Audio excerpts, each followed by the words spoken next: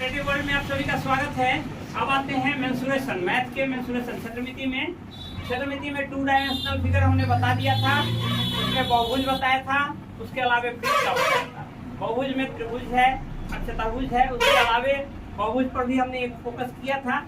उस आधार पर उसका क्षेत्रफल, उसकी परिमिति निकाल लेंगे। आगे आते हैं three dimensional figure. Three dimensional और टू डायमेंशनल में क्या होता है? टू डायमेंशनल फिगर केवल दो भुजा उसमें होगी, लंबाई और चौड़ाई। अभी तक हमने जो भी पढ़ा, चाहे वो चतुर्भुज हो, चाहे वर्ग हो, समानांतर चतुर्भुज हो, समलंब चतुर्भुज हो, वृत्त हो, कुछ भी हो, उसमें दो ही डायरेक्शन होते हैं, लंबाई एवं चौड़ाई। अब आते हैं हम थ्री डायमेंशनल फिगर में लंबाई चौड़ाई के अलावे यदि मोटाई हो जाए तो उसको हम थ्री डायमेंशनल फिगर कहते हैं। जैसे यह एक क्या है, आयत कह सकते हैं। यदि हम सबको 90 डिग्री माने तो आयत कह सकते हैं। यह एक आयत है। यह बताइए, यह क्या है? एक आयत है। इसमें थ्री डायमेंशनल है। आयत तो है, इसका यह पृष्ठ एक आयताकार पृष्ठ है, इसका यह पृष्ठ भी आयताकार पृष्ठ है, यह भी आयताकार है। आयत जरूर है, लेकिन आयत में केवल लंबाई और चौड़ाई होता है। इसमें यदि हम इसको चौड़ाई लेंगे, इसको लंबाई लेंगे, तो फिर इसको क्या कहेंगे? क्या मोटाई होगा। यानी तीन दिशा इसमें है, लंबाई चौड़ाई के साथ साथ इसमें एक तीसरा दिशा मोटाई भी जुड़ गया, या ऊंचाई। ऊंचाई कहिए, मोटाई कहिए, दोनों एक ही चीज है। या टैंक लेते हैं तो गहराई कहिए। तीनों का तीनों एक ही डायमेंशन होगा। ऊंचाई हो, गहराई हो, मोटाई हो, तीनों एक ही डायमेंशन है। तो जब हम थ्री डायमेंशन फिगर लेंगे, ऐसा फिगर जिसमें लंबाई चौड़ाई के साथ साथ मोटाई भी हो, वैसे फिगर को हम क्या कहेंगे? थ्री डायमेंशनल फिगर कहेंगे। तो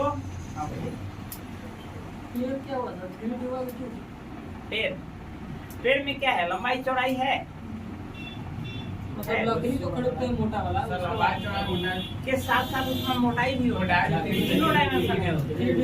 हाँ बिल्कुल है। और दूसरा लंबाई तो समझ में आया, मोटाई समझ में आया, चौड़ाई कैसे समझ में आया? जब उसका पटरा आप चीरेंगे, पटरा नहीं सर, पूरा गोली का बात चलेगा। अरे पेड़ क्या है? पूरे इसको, पूरे पेड़ जो है ये एक गोलाकार पेड़ है, वृत्ताकार है, वृत्ताकार रहता है। यदि इसको पार्ट बाई पार्ट हम चीरेंगे तो इसमें लंबाई चौड़ाई आएगा कि नहीं आएगा? पार्ट बाई पार्ट चीरेंगे। और उसी पार्ट को जब हम सटा देंगे, आपस में गोल बन जाएगा, तो उसमें इसका मतलब एक डायमेंशन उसका समाप्त हो गया क्या? है। आप या आदमी का शरीर ही लीजिए ना, इसको यदि आप चौड़ाई लेते हैं या इसको आप लंबाई लेते हैं, तो ये भी तो एक डायरेक्शन है। भले ही यह एक सरल रेखा से बना हुआ नहीं है, तो यह भी तो एक डायरेक्शन है, और साथ में हाइट है। तो ये सब मिला के अब देखिए, अब यह लंबाई चौड़ाई के साथ यदि हम इसमें मोटाई जोड़ दें तो वो थ्री डायमेंशनल हो जाएगा। जैसे हम ये मानते हैं एक आयत है, आयत पर ही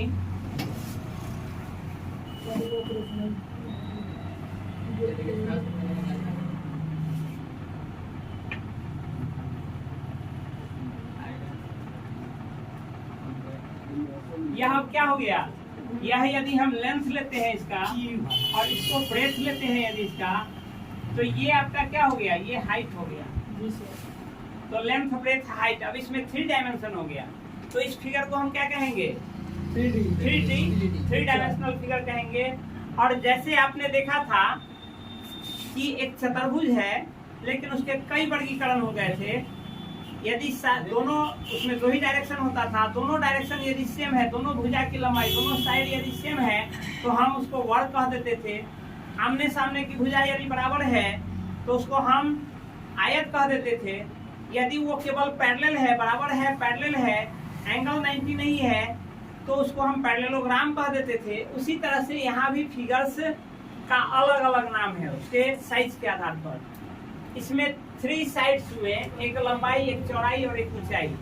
यदि तीनों का माप 3 हो, तीनों का 3 माप हो, तो उसमें उसको हम घनाभ कहते हैं।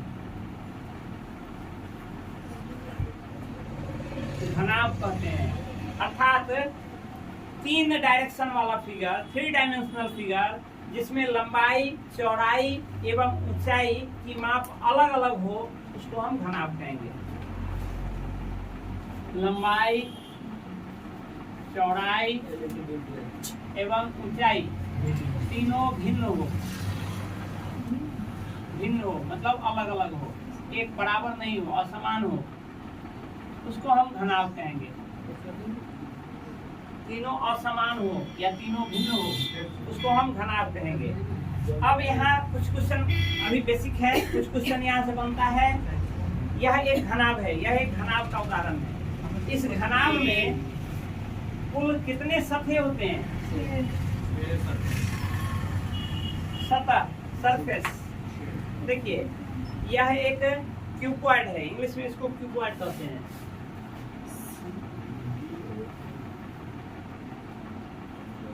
इसमें देखिए इसको सरफेस कहते हैं, सतह कहते हैं। यह एक घनाभ है, घनाभ का एग्जांपल है। तो एक सतह, ये पूरा एक सतह हुआ।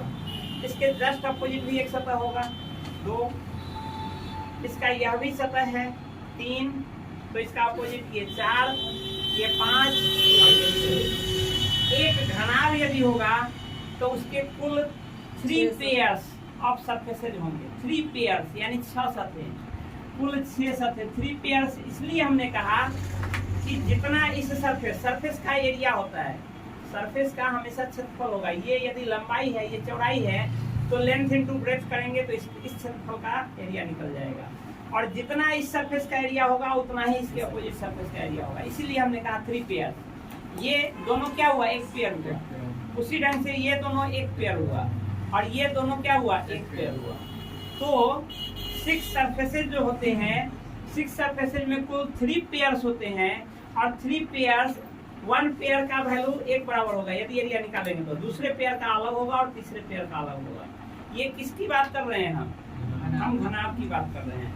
इसमें आते हैं शीर्ष, वर्टेक्स, इसको कहते हैं शीर्ष। ये जितने कॉर्नर आप ये देख रहे हैं इसको कहते हैं शीर्ष या वर्टेक्स, इसको सरफेसेज कहेंगे। दूसरा ये है शीर्ष या वर्टेक्स। बताइए एक घनाभ में वर्टेक्स की संख्या कितनी होगी? शीर्ष की संख्या कितनी होगी? ऊपर में देखिए 1 2 3 1 4 गुना हुआ, गुना को ही आप शीर्ष कहते हैं। और ठीक वैसा ही नीचे भी होगा 4। तो कितना हुआ? Total 8 vertex. ठीक है, अब बताइए भुजा।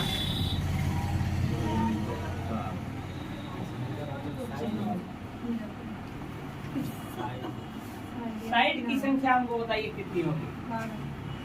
इसमें कुल कितने साइड होंगे? ये टोटल 4, 1 2 3 1 4 और फिर उसी ढंग से 1 2 3 1 4 कितने हुए? 8 ही ना। तो 12 कैसे हुआ? साथ में यह ऊंचाई भी तो इसमें 1 2 3 और 1 4 4 4 4 8 4 12।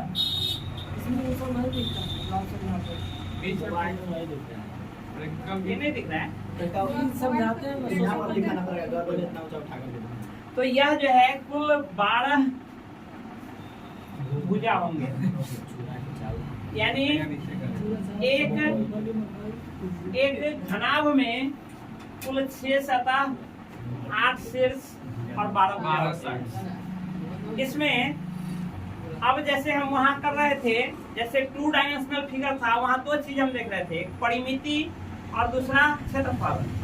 यहाँ आपका परिमिति यहाँ मायने नहीं रखता है, परिमिति यहाँ नहीं पूछेगा। या यदि परिमिति कहीं भी पूछे तो सम ऑफ ऑल साइड, इन 12 साइड को जोड़ दीजिए, वही इसकी परिमिति। लेकिन परिमिति का यहाँ प्रचलन नहीं है, परिमिति नहीं पूछा जाता है। यहाँ 2 चीज होता है, एक क्षेत्रफल और दूसरा आयतन।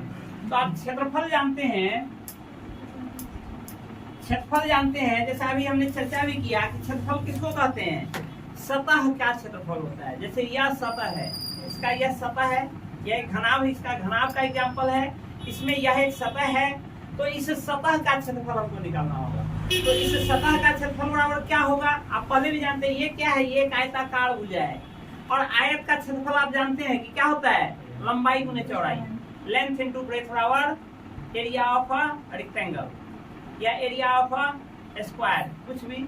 अभी हम चूंकि रेक्टेंगुलर फिगर ले रहे हैं, घनाभ ले रहे हैं, घन पे आएंगे तो फिर स्क्वायर पर आ जाएंगे। तो अभी हम ये सरफेस है इस क्यूबॉइड का, तो जैसे ही इस क्यूबॉइड का सरफेस है तो इसमें कुल हमने कितना सतह बताया, 6 सतह।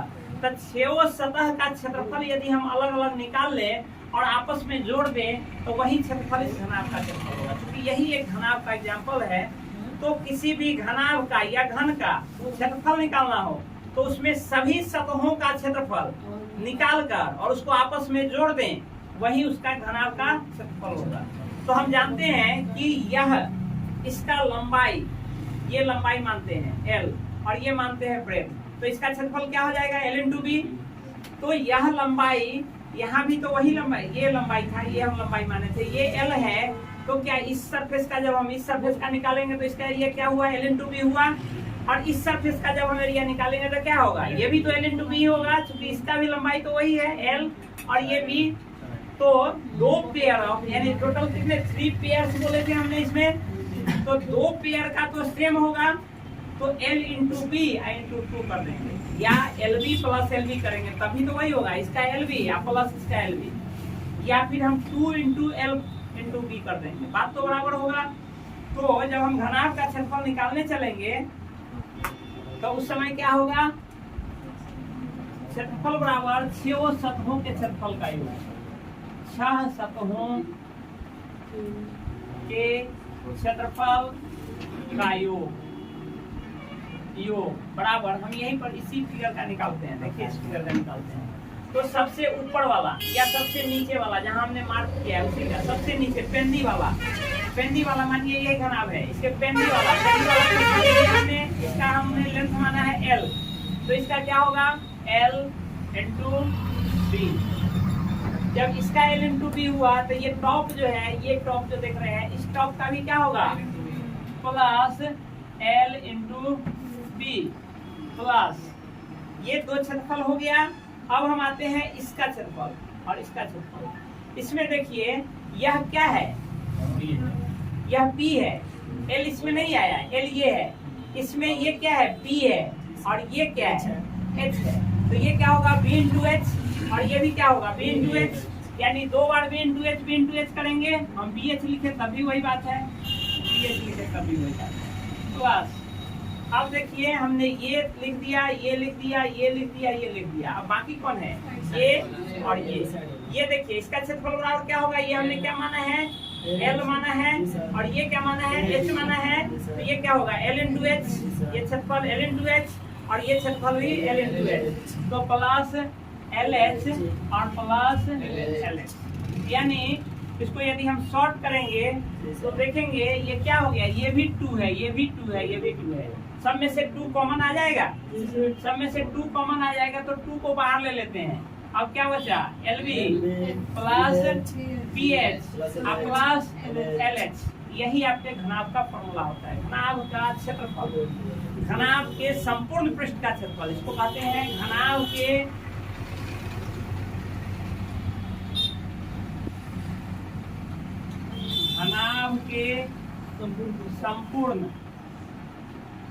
संपूर्ण पृष्ठ का क्षेत्रफल बराबर 6 सतहों का क्षेत्रफल का योग बराबर, ये निकालने का ये तरीका बताए हैं। फाइनल ये हुआ 2 इंटू, या इसको आप ऐसे लिख सकते हैं 2 गुने लंबाई गुने चौड़ाई प्लस लंबाई गुने ऊंचाई प्लस चौड़ाई गुने ऊंचाई। आप इसको नहीं याद रखना तो जैसे याद आप रख सकते हैं वैसे रखिए। ये हुआ आपका किसका, घनाभ का क्षेत्रफल।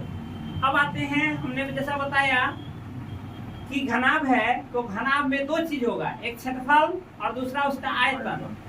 आयतन कहते हैं इसको बनाने में, चाहे ये जिस भी मटेरियल से बना हो, इसमें कितना मटेरियल लगा है उसको उसका घनाभ कहते हैं। या इसको यदि हम खाली बॉक्स है तो इसमें कितना हवा भरा है, या इसमें हम पानी भरे दूध भरे तेल भरे तो कितना तेल इसमें समा सकता है, उसी को आयतन कहते हैं।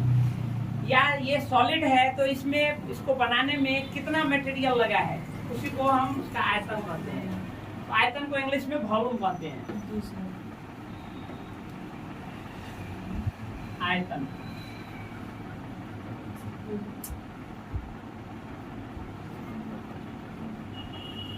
बराबर सिंपल क्षेत्रफल को, यह देखिए, एक मिनट देखिए, समझिए, यहाँ यह एक घनाभ है। इस घनाभ में एक जो सरफेस है, इतने जितनी मोटाई है इसकी, उतना छल्ला यदि हम काट दें, यह जो इतना मोटाई है, यदि इतना मोटा घनाभ है इसका, यह एक क्षेत्रफल है। इस क्षेत्रफल को यदि हम इतने छल्लों में काटें, इतने छल्लों में काटें, तो यह छल्ला सब आपस में जोड़ करके यदि जोड़ दे तो वही घनाभ का निर्माण करता है।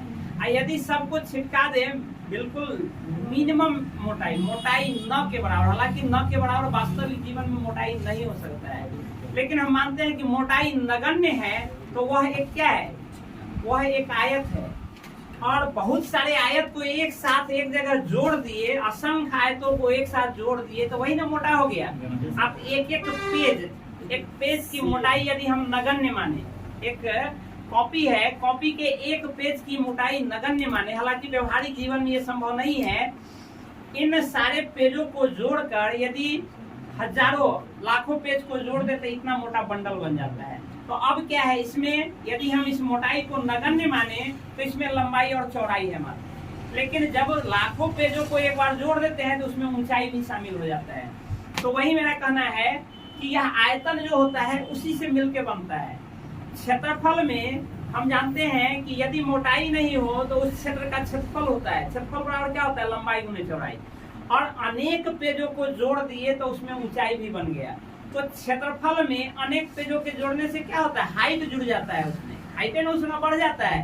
तो क्षेत्रफल में केवल हाइट से गुना कर दे, जैसे आपको हम कहें 3 + 3 + 3 + 3 + 3 कितना भी टाइम, यदि हम कहें ये बराबर सिंपल क्या होगा, 3 इंटू कितनी बार हम लिखे हैं, 2 2 4 5 बार यदि लिखे हैं तो इंटू 5, ये नहीं कर देते, उसका सम हो जाता है। तो हम सभी क्षेत्रफल को, असंख्य पेजों के क्षेत्रफल को यदि आपस में जोड़ दें तो वो उसका क्या बन जाएगा, आयतन बन जाएगा। असंख्य पेजों के क्षेत्रफल को आपस में जोड़ दे तो आयतन बन जाएगी, या उसको उससे मोटाई से गुना कर दे। मोटाई में असंख्य पेज मतलब कितने पेजों को हमने ये किया है, तो उनको यदि उससे गुना कर दे डायरेक्ट तो भी आयतन निकल जाएगा। तो वही आयतन बराबर क्या होता है, आयतन बराबर लंबाई गुने चौड़ाई तो क्षेत्रफल है ही, लंबाई गुने चौड़ाई क्षेत्रफल है ही, उसके साथ उसमें जो 3 डायमेंशनल अलग से जुड़ा है ऊंचाई, उसको गुना कर दे तो उसका क्या होगा, आयतन होगा। यानी L × B × H = क्या होता है, वॉल्यूम होता है। Volume of a cuboid = L × B × H, और कुछ नहीं। वॉल्यूम ऑफ अ क्यूबॉइड यानी घनाभ का आयतन बराबर लंबाई गुने चौड़ाई गुने ऊंचाई। घन और घनाभ में बहुत कम अंतर होता है। जैसे आपने देखा था कि एक वर्ग और एक आयत में जो अंतर था, वही अंतर यहाँ घन और घनाभ में होता है। तो जब हमने घनाभ देख ही लिया है तो घन भी देख ही लेते हैं।